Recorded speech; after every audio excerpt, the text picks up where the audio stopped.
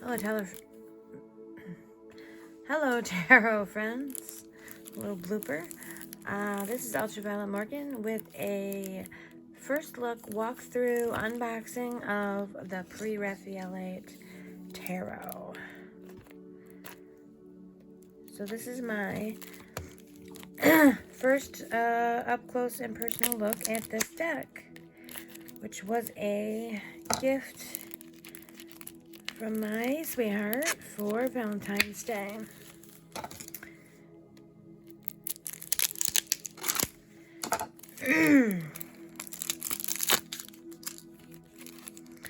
Let's see.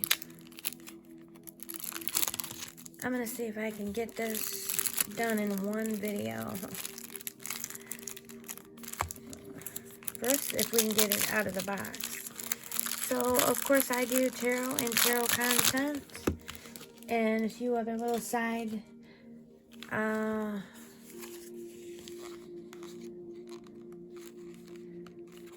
favorites of mine.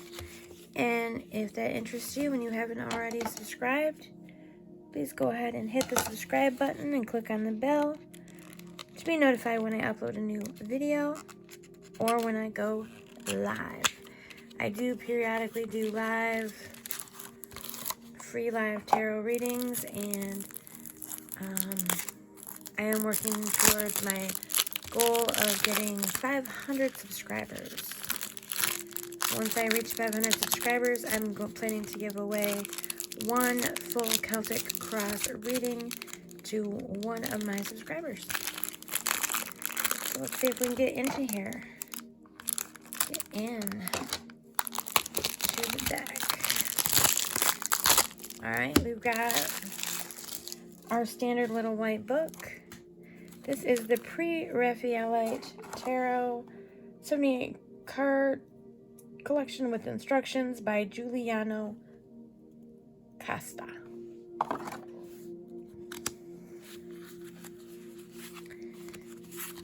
The book is the standard. It does have some good introductory information. It's available, there's several languages. Honestly, I'm almost always quite impressed by these little white books. Some of them are not that great, but most of them are pretty insightful for the deck. So this has got quite a bit of information, which is nice. And then 20 pages are in English. So we've got the Pre-Raphaelite Tarot art card. It's really pretty. And then we're in it. So these cards are minimalistic. We just have the number and no headings, no words. And if you're new, that could be an issue. If you've been doing this for a little while, you can probably roll with it. Let me see. Zoom in just a little. There we go. Okay, we've got the Fool card.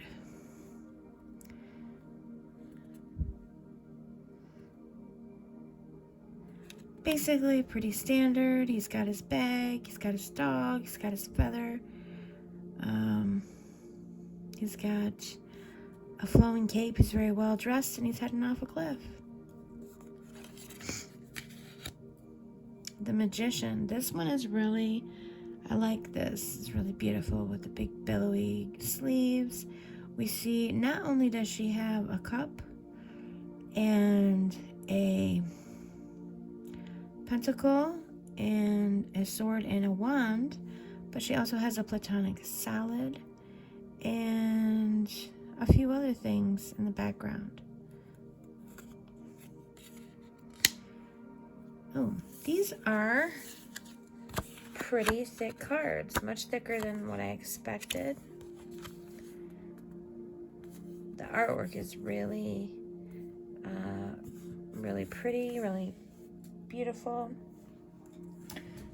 Coloring is very vivid. These, of course, are the backs.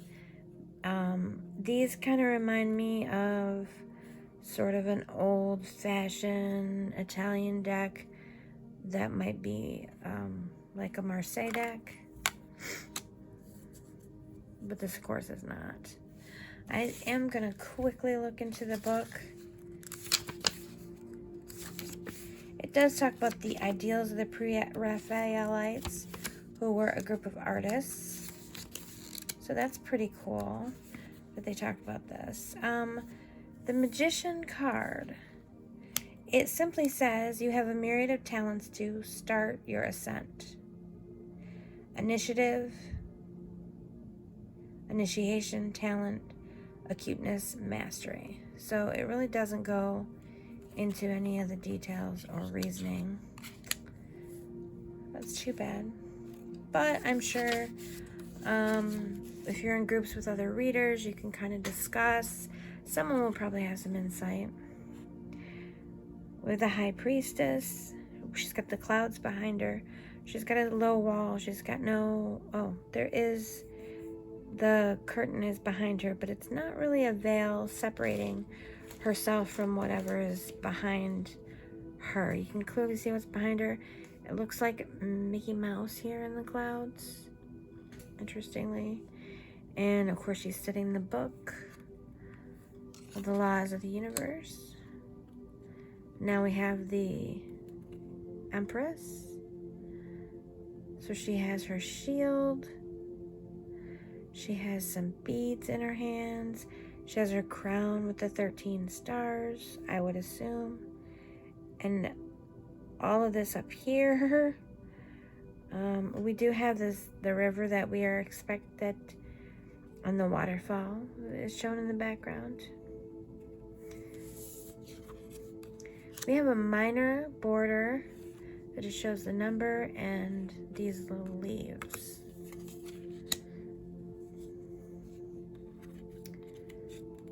Gives it a very sort of Roman type of flair. So now we have the the Emperor, who to me sort of looks like a woman in drag. I don't know, just looks like a woman in drag to me. Very feminine features, although we have the beard and everything, even the eyes look feminine to me. He is wielding earthly power. Background's really pretty. And of course, these all look very much like paintings, as that's what the Pre-Raphaelites did. They were painters. Here is the Hierophant, or the Pope, the High Priest. His followers have a bird that they've released, so that's interesting. He's doing the benediction. It's mostly standard RWS fare, I would say, so far. Here we have the lovers. This is a really interesting sort of depiction. I'm going to back out since I'm sort of picking them up when I look at them. We are seeing the Garden of Eden. For some reason, she's hugging him or tackling him. He seems like he's avoiding her. But we have the serpent, and we have the flaming tree of life, and the angel in the background. So the imagery is really quite beautiful. So here we have the chariot with, again, all the elements. We've got the blue curtain with the stars. We've got the white and the black. Their heads are sort of turned in the opposite directions. They do seem to be sort of trotting slowly forward, which is nice. A lot of times you'll see the chariot, which I always feel like is meant to be a card of movement, but so many times you'll see it with stone sphinxes or some type of animal that is sitting and not moving whatsoever. So here's the strength card at number 8. Very beautiful. She holds a flower. And the dove holds the lamnescate in his beak. Then we have Really, really beautiful hermit card. Kind of giving some Jesus vibes.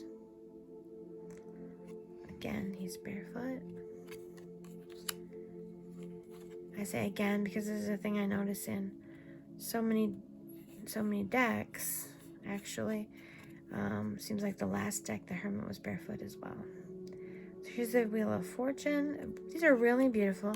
It seems like it's basically a Rider-Waite clone, a Rider-Waite-Smith clone with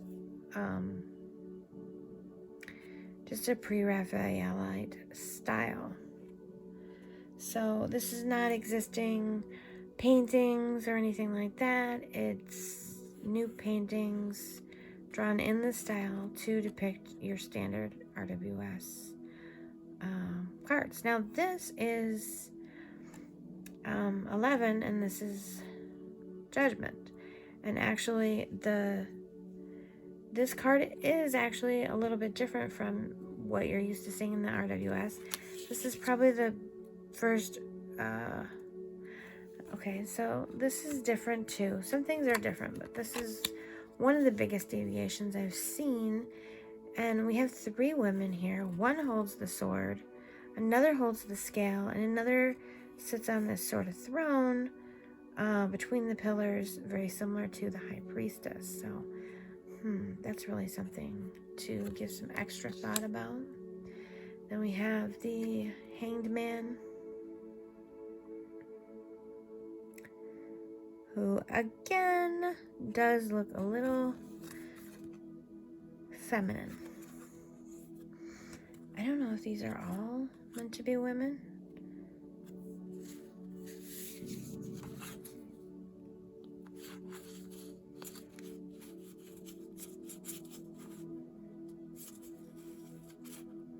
Okay, well that's the man.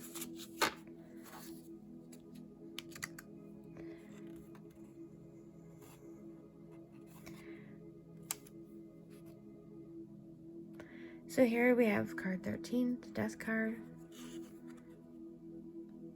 And she's slowly drowning. This is very Lady of Shalott. And Temperance. This is quite pretty. Very traditional in the symbolism. The lilies are present, the cups, the wings. Now we have the Devil. Again, the Devil is depicted as a woman. This is heavily female-oriented deck, I would definitely say.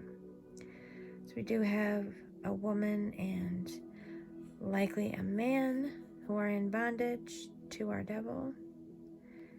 And the Devil is holding the wand, possibly the Ace of Wands. Also has the Pentacles. Very interesting. Is doing a hand sign. Not the same hand sign as what we saw with the Hierophant, but still doing a hand sign. And the wings, in a way, almost form pillars. Additionally, there are towers in the back. Speaking of which, here we have the tower, which looks very much like a church, with this arches and stairs. Very much like a church building. Very, very dramatic. Then we have the Star. So obviously there is nudity in this deck. I personally do not find this offensive, and I really like these jugs that she's pouring the water out into the water and into the land. Now we have the Moon card with the addition of 2 people. So this is sort of interesting. And then also in the Moon we see 2 faces. We have a forward facing and a, I forgot what it's called when you take a picture from the side. I forgot what it's called for some reason. We still have the dogs, or the dog and the wolf, and the 2 buildings, and we have the crab, but now we also have some musical instruments, a feather, a seashell. Very interesting. Here we have the sun. We got the naked baby standing up on the horse. We've got a lot of majesty and glory. And the earth down here is a sunflower. So that's kind of exciting. These are really pretty, beautiful, and just look like they'd be lovely to work with. I feel like this would make a good beginner deck as long as you have a guidebook beyond the book, the little white book, I think. Some type of book for beginners. I feel like this so far is such a good match for RWS, but like a little different, but most of the elements that you come to expect are there. So I think this would be a good deck for learning. Here's the world. We have our world dancer dancing in the wreath. Our animals. Our ribbon. Everything is there. Now we move on to the Ace of Cups. Again, with the cups being the first position. This, of course, is the cover on the box. It's beautiful. This person here is sort of oddly there, in my opinion. They're on her breastplate. It's probably a saint. It looks like there's two of them. Two depictions. There's quite enough of background type of materials, I feel like, in this deck, where you can use, if you read highly intuitively, where you're looking for clues in the background. I feel like there's an awful lot of material here if that is the way that you want to read. Here's the Two of Cups, bringing them together. These cups are ginormous. And here you see the lion is copied right there. You got green and you've got this healing symbol. Okay, so here's the Three of Cups. We also have 3 plants on the ground. And these women are not depicted as angels. There are no wings drawn on, but they give me an essence of angels. So I kind of actually was surprised to see that they did not have wings, because I felt that they were angels. 4, this woman is actually in some, so some of these might actually even be characters from certain Pre-Raphaelite paintings, but where they've sort of redrawn them for their own purposes. So I actually do recognize this figure. I'm not really sure what the painting is that she's in, but she might be a Persephone painting. I think she was actually someone's wife or girlfriend that they painted quite a bit. Excuse me. Now we have the Five of Cups. And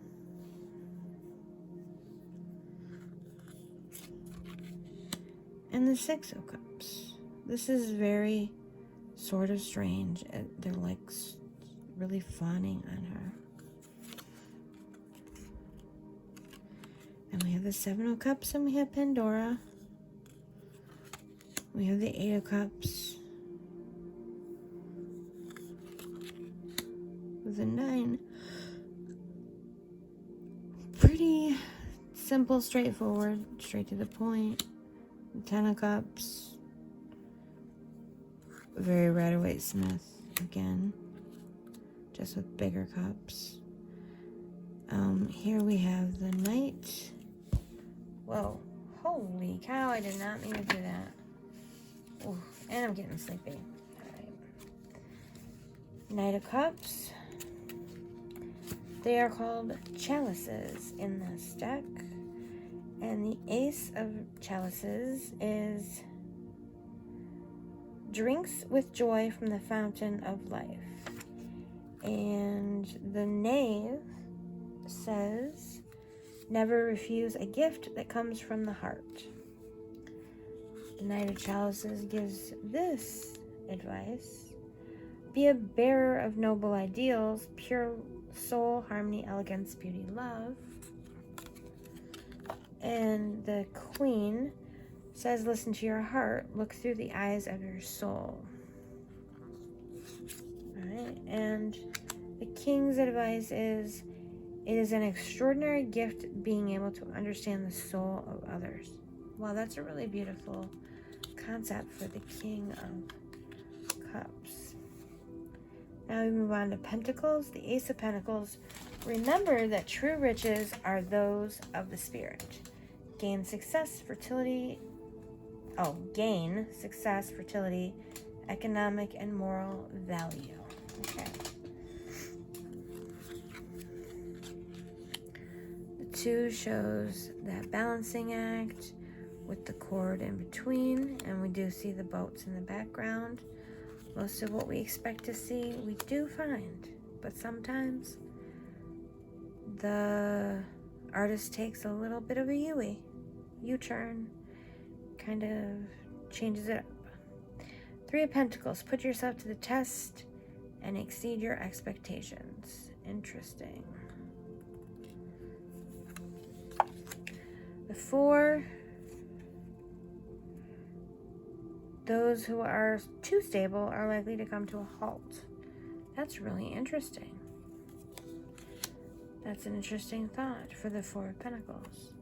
The 5 of Pentacles, when we see people are covering their faces, they're hiding in shame as they go past, where they might potentially be able to get help, but they're too ashamed. The 6, again, this is a woman, or it looks like a woman, handing the money to 2 women. Well, one is receiving and the other is left empty-handed. The 7 of Pentacles. And the 8. So let me see. The 7 says, for a good harvest, you need to let the fruit ripen. So this is about being patient and prudent and taking time. Oh, see there. Taking the time to let things mature in their own time. And then the 8 says, a good departure puts the journey on the right road. New projects, excellent bases, excellent prospects. Okay. And then we have the 9 of Pentacles. So this is winning and good luck. Right. And then we have the 10. This is pretty basic, standard fare for a 10. Just again done in the prevailing style. And then we have the Knave of Pentacles.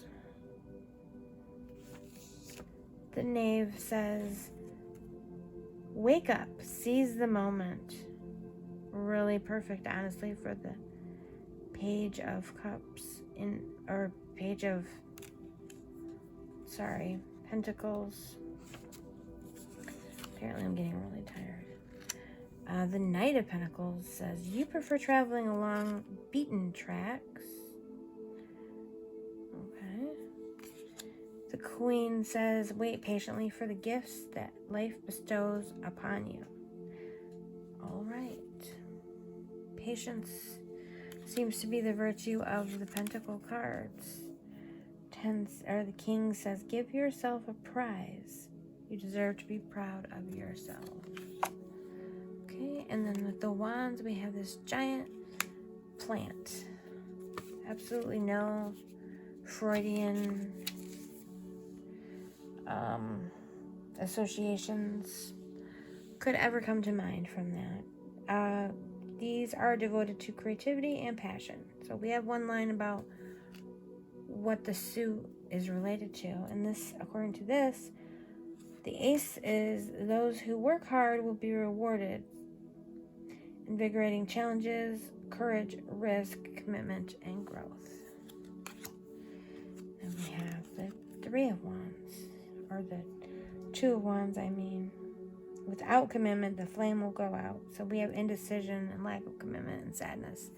And the 2, and then with the 3, believe in yourself and your future will be bright, achieving a good position, stability, independence, and business. So we see that the 2 didn't really work out, but the 3 appears to do so.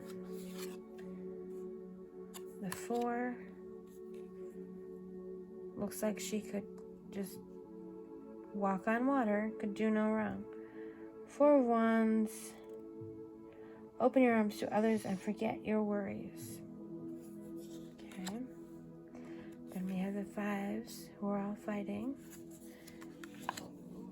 And then we have the 6 who looks like Lady Godiva.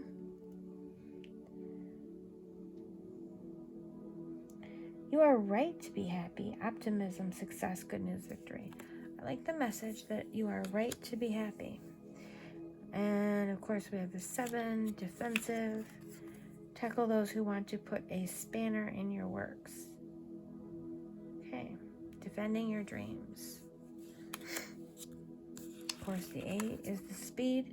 Okay, I was going to say I'm happy because they seem to be going in the right direction, but I think they might be going this way. I'm not sure, but honestly, I think they work. I guess they might be going forward. Well, the butterflies are facing different directions, so I guess it's up to you to decide, and I will decide that they're going to the right because I prefer when the wands move from the left to the right. I discovered that today. 9. You are sneaking around fearing threats. That seems like an unusual message for the 9 of Wands.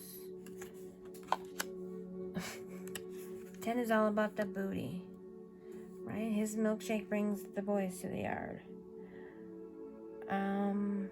10, be careful not to put too many irons in the fire. Okay. And then we have the Knight, who seems as though he's dressed like the king. Just get the sense that he's wearing clothes that are he's just in a very big hurry to grow up. Let a new adventure rekindle your inner fire. And then we have the Knight. You'll want it all, and you want it right away. Interesting.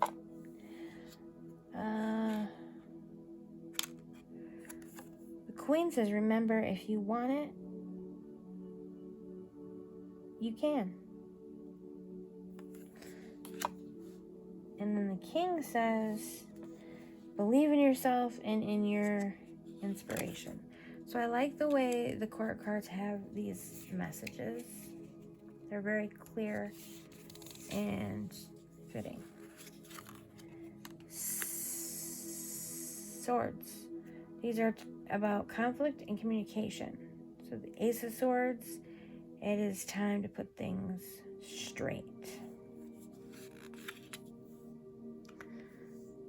Really beautiful card. This makes me think of the book A Garden of Pomegranates, which I haven't read. It just, the imagery makes me think of that. So I should probably read it. 2 of Swords. This is, I don't know why they have to be crossed sort of behind her like that. It looks dangerous.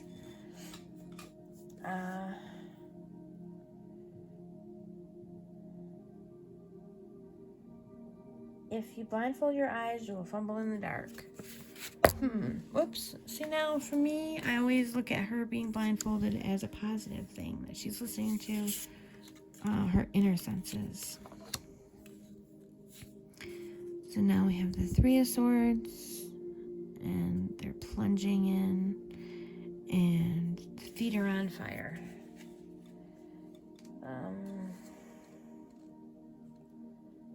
3 of Swords.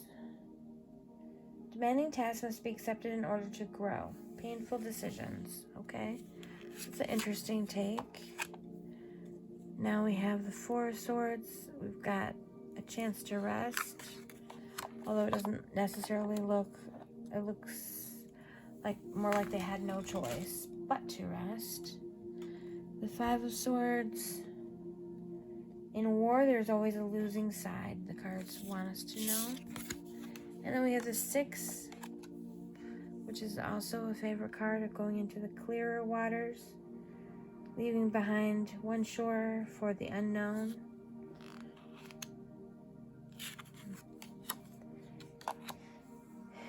The Seven. This is the Thief Deception card, so I guess she's taking off with only one sword this time. And then we have the Eight of Swords with the restriction.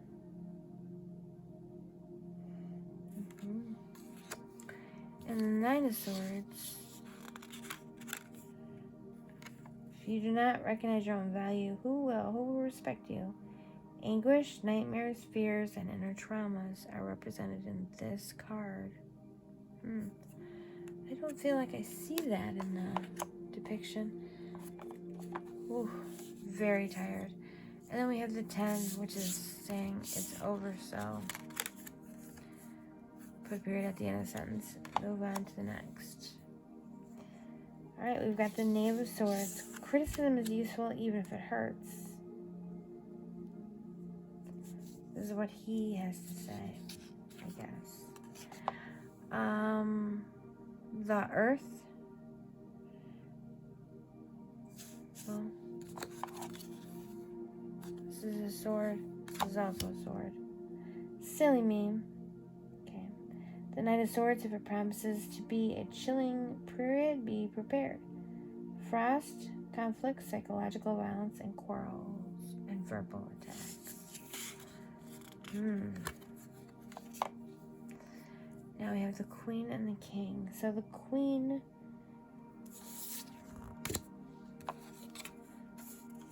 there's the Knight. Okay.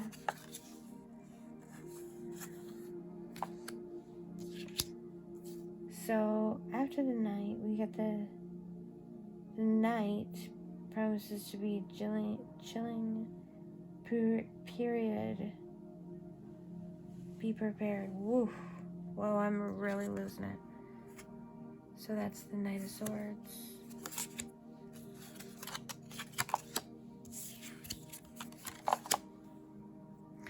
And the Queen and the King. Queen of Swords, you need determination to eliminate the superfluous. This is literally my card for the day. I mean, it should be. And the King of Swords, it promises to be a chilly period. Be prepared. So, first I had the Queen saying,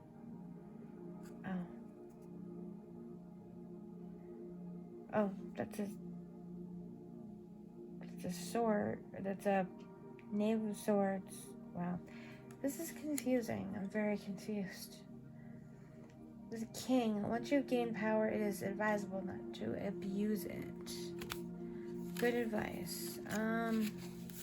So that's my first kind of flip through. I feel like this book or this deck would be really a joy to read with. Simple if you understand RWS. Great if you want to use it to learn RWS. So it looks like a very colorful, gorgeous deck. And let me know what you think in the comments down below. Until next time, Tarot friends, be well.